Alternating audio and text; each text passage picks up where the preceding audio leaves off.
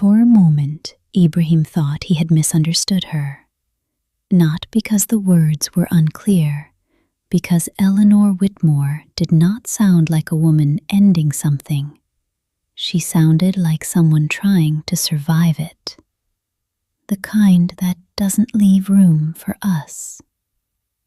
The sentence lingered in the penthouse like smoke, heavy, unavoidable. Outside, London shimmered under rain and steel-gray skies. Inside, everything between them shifted. Ibrahim stared at her quietly. No anger, no immediate reaction, which somehow made this worse. "What exactly are you saying?" he asked finally. Eleanor placed her bag down carefully, too carefully. Every movement suddenly deliberate, controlled, dangerously composed. "They know about you," she said softly. "I know. It's bigger than that now."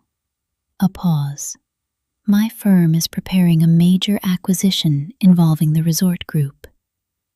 There it was, the missing piece. Ibrahim absorbed it silently.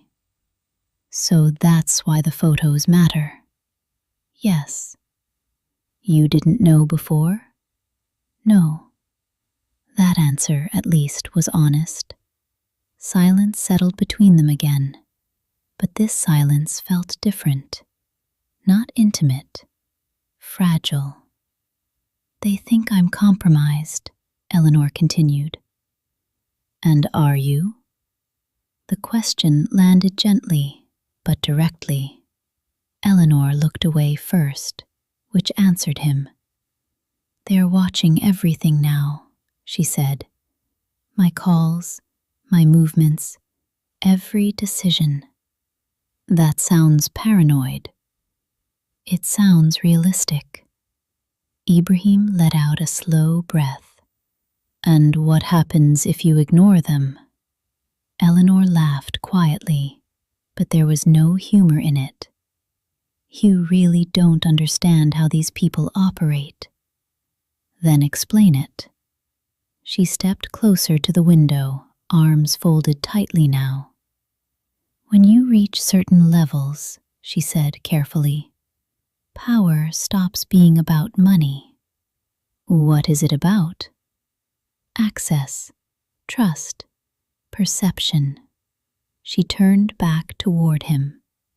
"And once people decide your judgment is unstable, a beat, everything starts disappearing."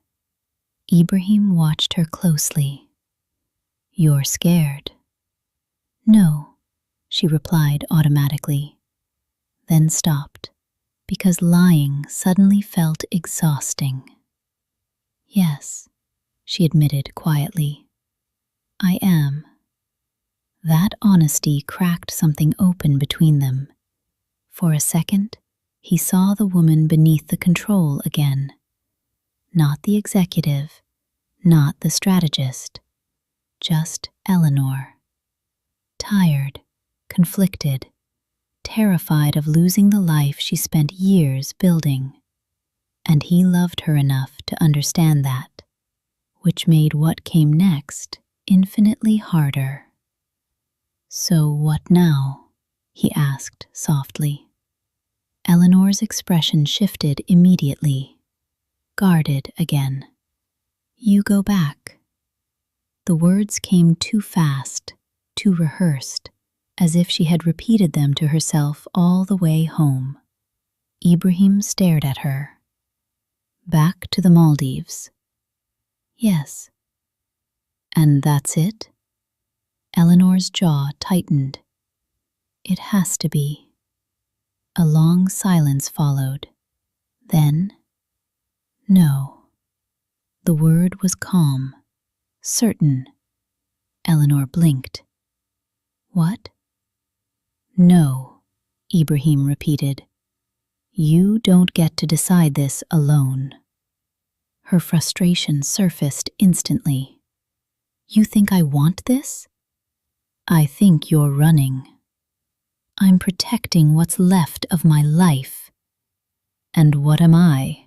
He shot back. Damage? The room went still. Eleanor's face changed immediately. Pain.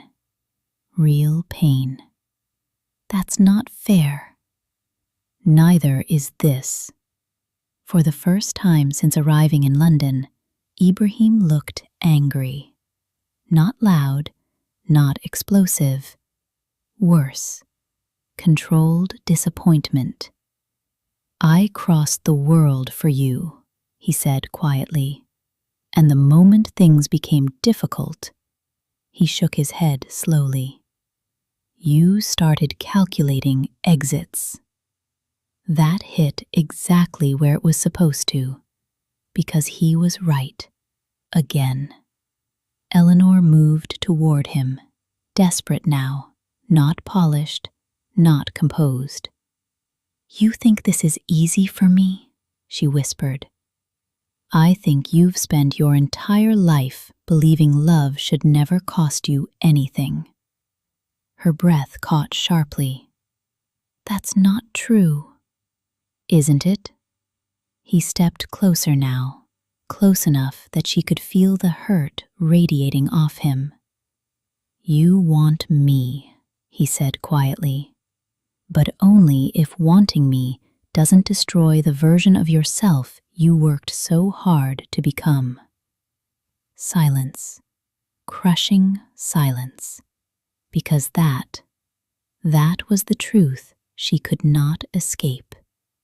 Eleanor felt tears threatening for the first time in years, and she hated it. Hated feeling this exposed, this human. I don't know how to lose everything for someone, she admitted softly. Ibrahim's expression softened instantly, painfully. I never asked you to. Then what are you asking? A long pause, then, choose me honestly. God. Not recklessly, not dramatically, honestly.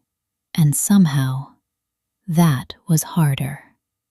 Eleanor closed her eyes briefly, because the truth was becoming unbearable now.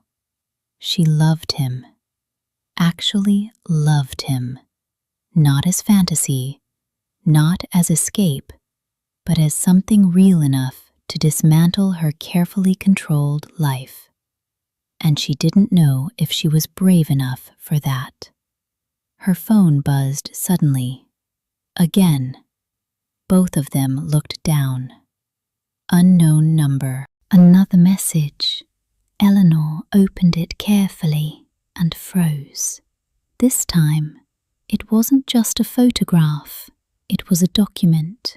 Confidential. Internal. A copy of the Maldives acquisition proposal.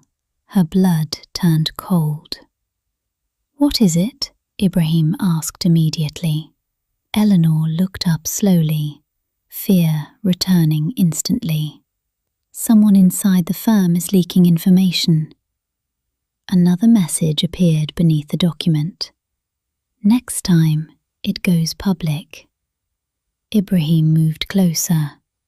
Who's doing this? Eleanor's mind raced violently now.